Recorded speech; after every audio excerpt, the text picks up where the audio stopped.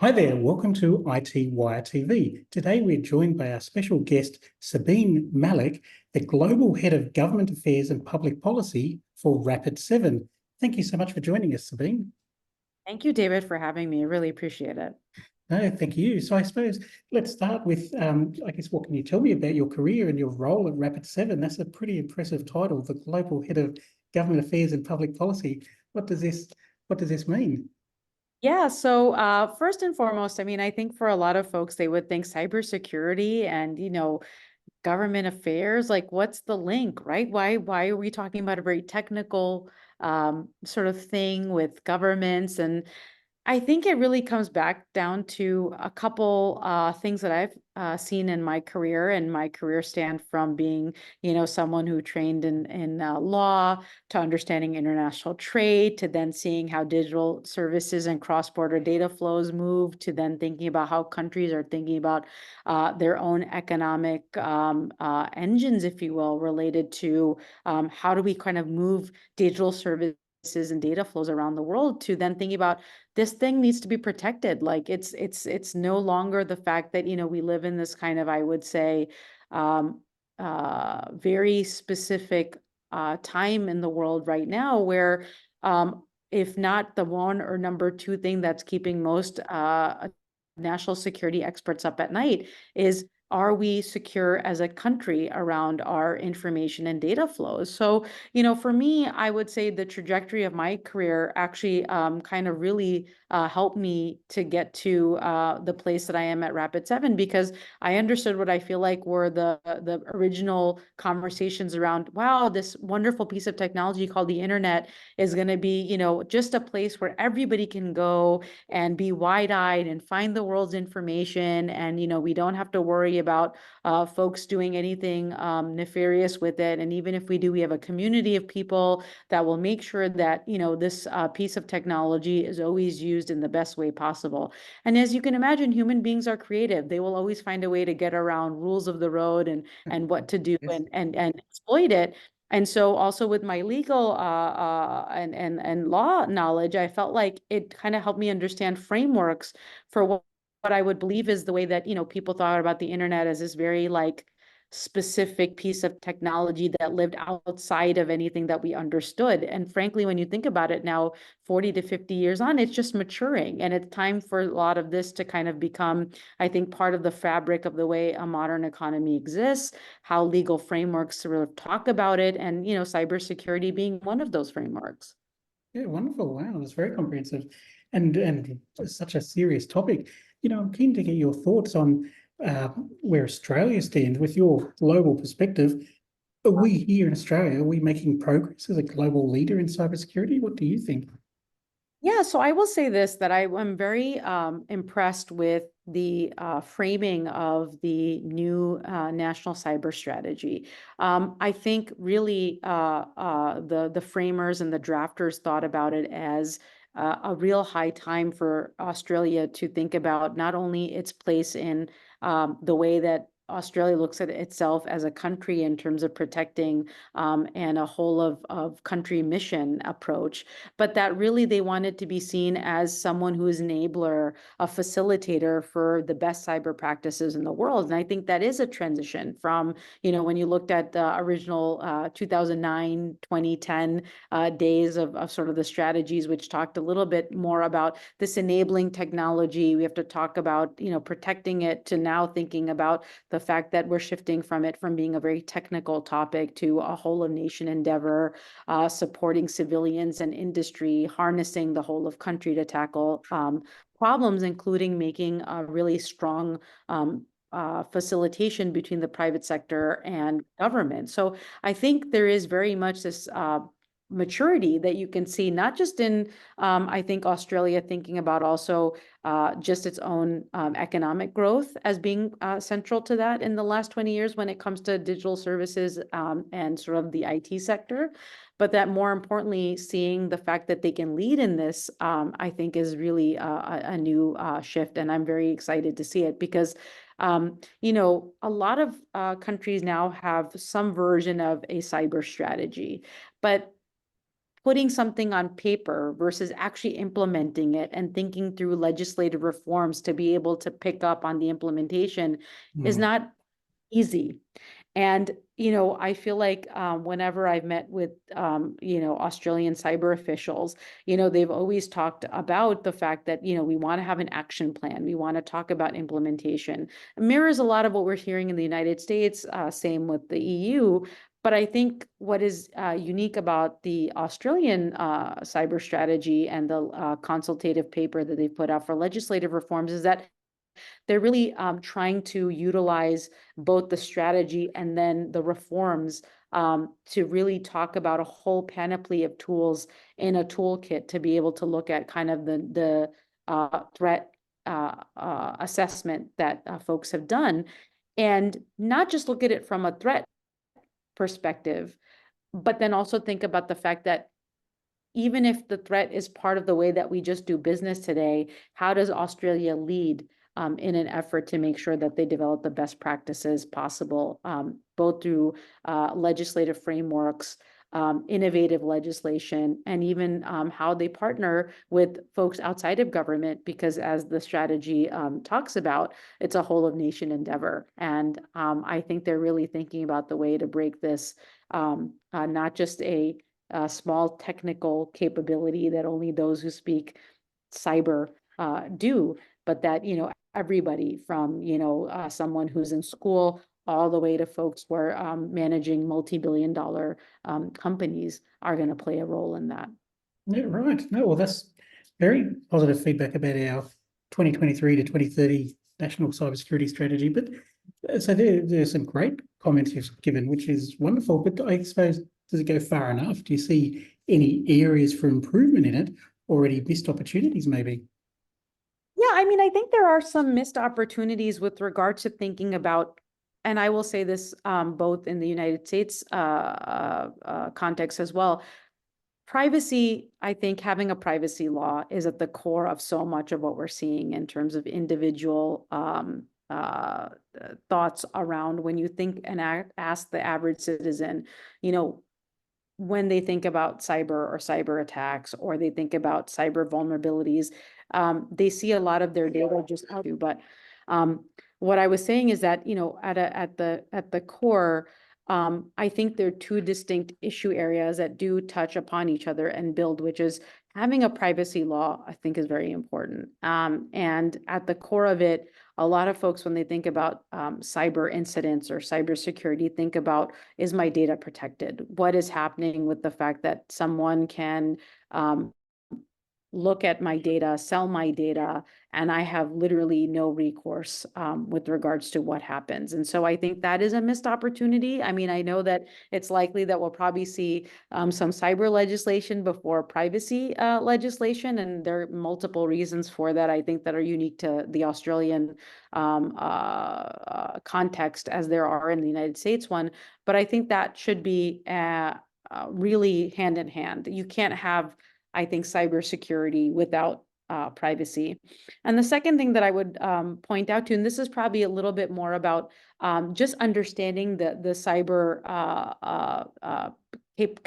capacities and then cyber resilience for the country, is there isn't a cyber incident review board yet. I know that the strategy envisions one, and the consultation paper talks about it, but there hasn't been one yet. And I think that having a incident review board that not only sort of takes it upon itself to review these incidents, but then also voluntarily to allow people to think about the fact that this is something that they see as worthy of time to think about, what is it that this incident may bring about in terms of lessons learned to bring resilience to the whole country, I think is going to be really important. So they don't have one yet, and I hope that moving forward that there can be some version of an incident or cyber safety review board to talk about major incidents, but not only just major. I think certain minor incidents, when added together, do sort of frame a better picture for cyber resilience in the long term. Yeah, okay. No, thank you. That's very helpful. And I suppose as well, just getting on Australia, keen to understand, is there any, again, from your global perspective, are there any specific legislations or cyber regulations maybe that you think separates Australia from other countries around the world? I would say that the emphasis on public-private partnerships throughout the strategy, and building that in from the beginning, whether you look at even with the ransomware reporting, the liability and legal shields that they're thinking about building in terms of a safe harbor for those that want to participate from the private sector to be able to share information so that there is this robustness in response and resilience in response, I think is very much unique and sets Australia apart compared to other strategies that I've seen globally. So kudos to, I think, the Australians in trying to really think about the fact that, again, governments are not the only ones that, and frankly, I think don't see really into the day-to-day of what is potentially the whole picture when it comes to cyber capabilities.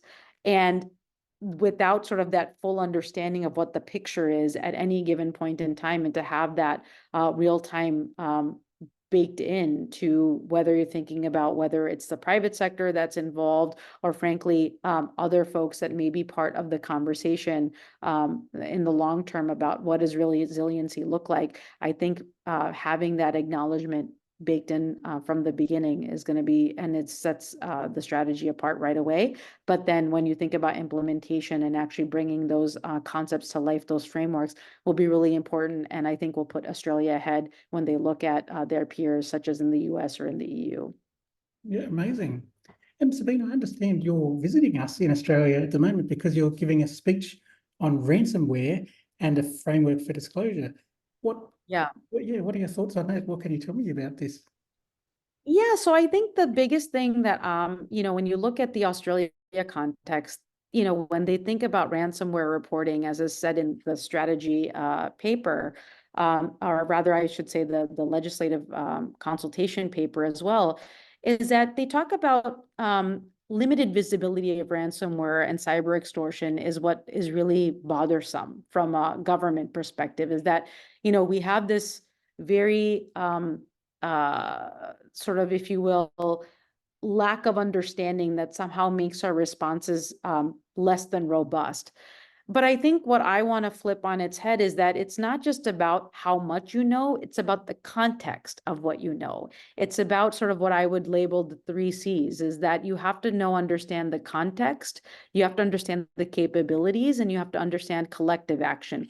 Who can do what in what arena. And, the strategy focuses a little bit, I think, on kind of what law enforcement can do, with the idea that, yes, I think cyber ransomware is kind of a larger piece of what we would consider to be cyber criminality, almost what I would consider CRAS is the acronym I use, cyber crime as a service. Anyone in any state can be hired to be able to do it. But I think law enforcement is one aspect. It's not law enforcement itself that's taking it down, although they have tools. But in many ways, we found that older individuals, other companies have been able to raise the flag and to be able to mitigate some of the work that is being done by these cyber criminals, just in terms of solutions and product changes that have been done, let alone, law enforcement going in and sort of, if you will, using the tools that law enforcement uses to be able to take down, let's say, a cyber group. So I think, again, it really has to be built on this understanding, which I think is a little limited when you just look at ransomware as traditional criminality. I think right now we have to think about criminality, but also capabilities. These capabilities are then being used by also nation state actors that are hiring these folks to be able to do that. And law enforcement doesn't have the same tools that nation states do. And nation states don't have the same tools that private sector does sometimes in product design or in thinking about product solutions. So I think we need all these parties to join hands to think about what are the most fulsome toolkit to be able to deal with this issue. And that's why context and collective action matters. Right. Wow. No, thank you. That's really interesting. Just going back a moment, we talked, you were very generous in your answer about what separates Australia from the rest of the world in terms of cybersecurity and regulation. I guess going the other way, what can Australia learn, or maybe is there anything we're missing from other countries when it comes to cybersecurity and regulations that Australia should be looking to harness? Yeah, I think I'd referenced it a little bit, but I think one of the things that can be and should continue to be at the forefront is I think a lot of people talk a little bit about cyber capabilities as, just something that government does. But we have to also really think about kind of the element here, and in the shields, it's a little bit referenced, but I think a resilient region and global leadership, obviously Australia sits in the Asia Pacific, and I think the strategy talks a little bit about obviously the capabilities of looking at what's happening in the region, including kind of very candidly, as the strategy mentions, kind of a China lens.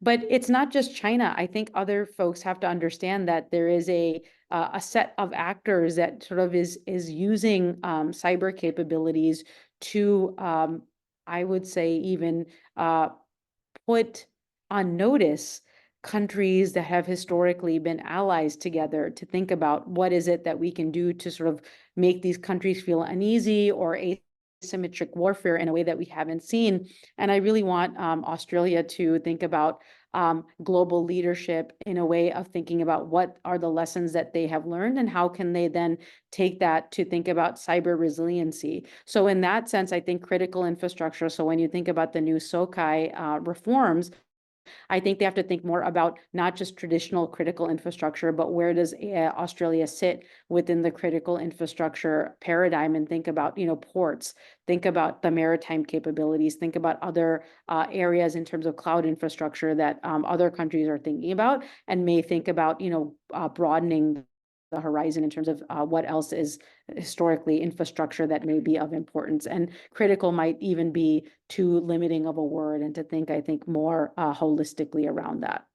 Sure. I mean, I think, again, just to put a finer point, I mean, I think there are potential ways in which the frameworks that the Australians are thinking about in terms of not just cyber legislation, but also in terms of thinking around how do we think about critical infrastructure, because at some points it's almost a limiting word. I mean, it's important for authorities to be able to think about which arenas where you have other capabilities as someone who is in government, to be able to get those sectors to be able to do the things that they need to think about cyber resiliency. But I think really fundamentally, based on where the strategy talks about what the challenges are, I think in some ways Australia should think more holistically about sort of all of the infrastructure and the capabilities with regards to their infrastructure based on where they are in the region. Sure. Okay. No, interesting.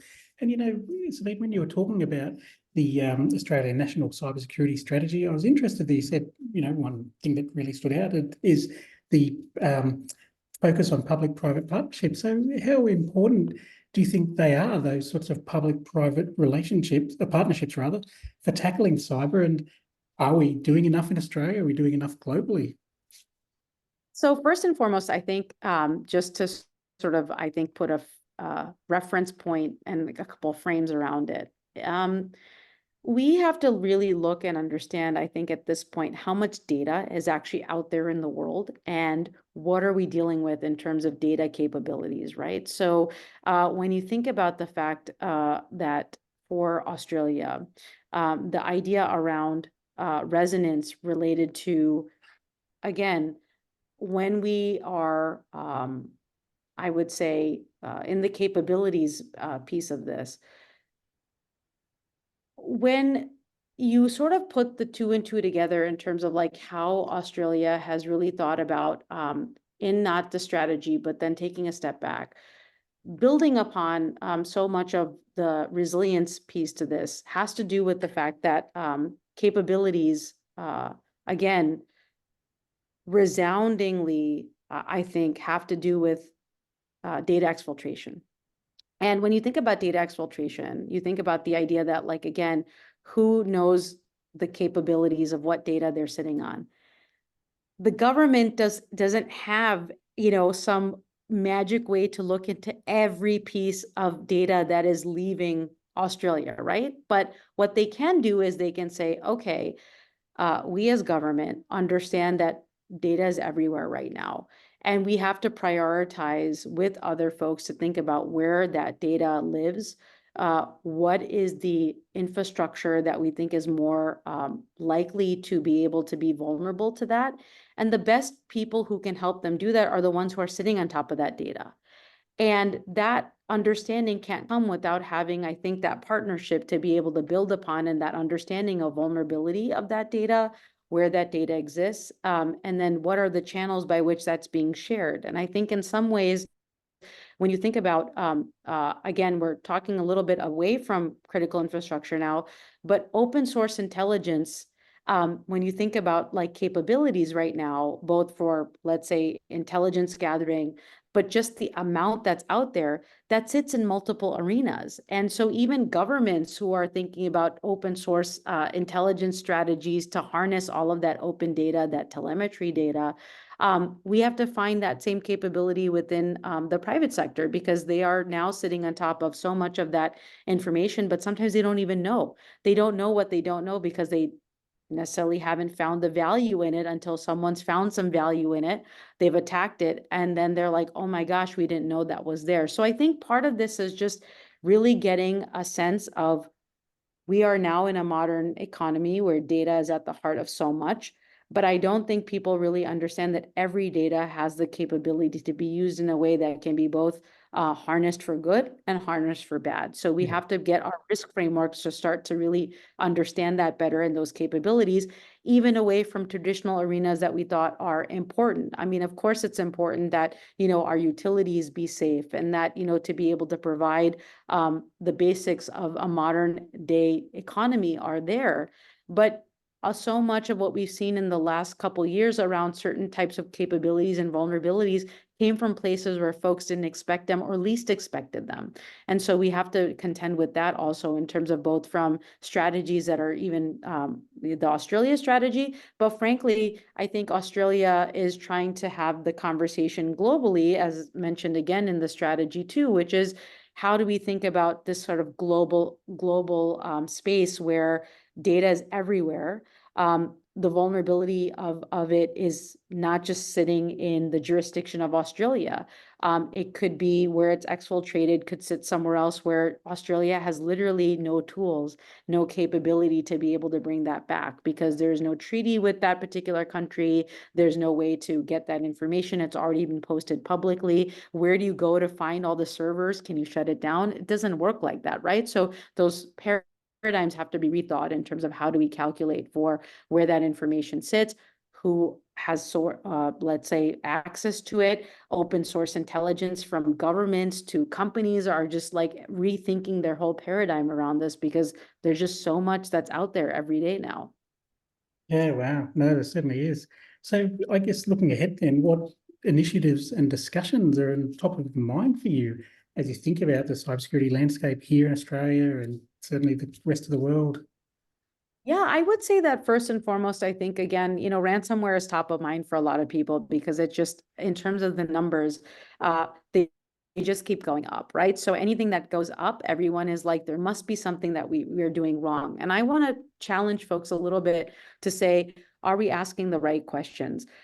First and foremost, it's obviously become lucrative. So there is a criminal element that is seeing that it is very easy to make money off of something that has to do with the fact that most people don't understand the risk paradigm around just any information that's out there.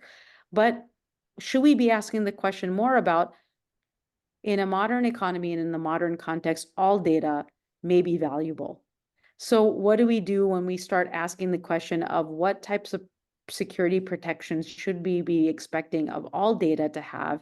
And again, this goes back to some of the elements around that we're talking about, both in the national cyber strategy in Australia, but the United States has also talked about this. The Europeans are talking about this concept of secure by design, secure by default, which is anything that you put out should have some thought around the security, not only choices, but really, again, what were the assumptions that were made with that piece of data before they were sort of assumed that it would be used for certain contexts? Is it appropriate for that use? Were the choices commensurate to the type of risk that you maybe did not foresee?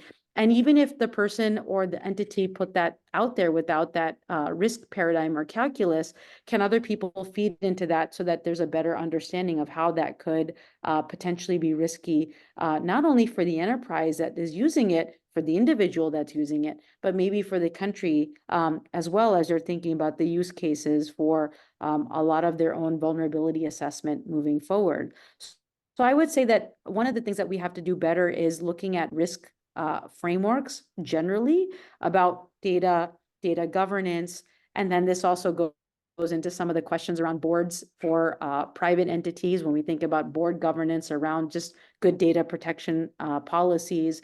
But moving beyond that, this is not just about government and private companies. This is about also, I would say, regular individuals thinking about what is their footprint moving forward and really teaching them, I would say, as a global campaign, frankly, about what are we doing, what kind of data is out there, what are the choices that you're making in your day-to-day to make yourself more secure, and to be able to do that better. And I would say utilizing choices in your day-to-day where you can do that a little bit in a more understanding with regards to your own risk footprint.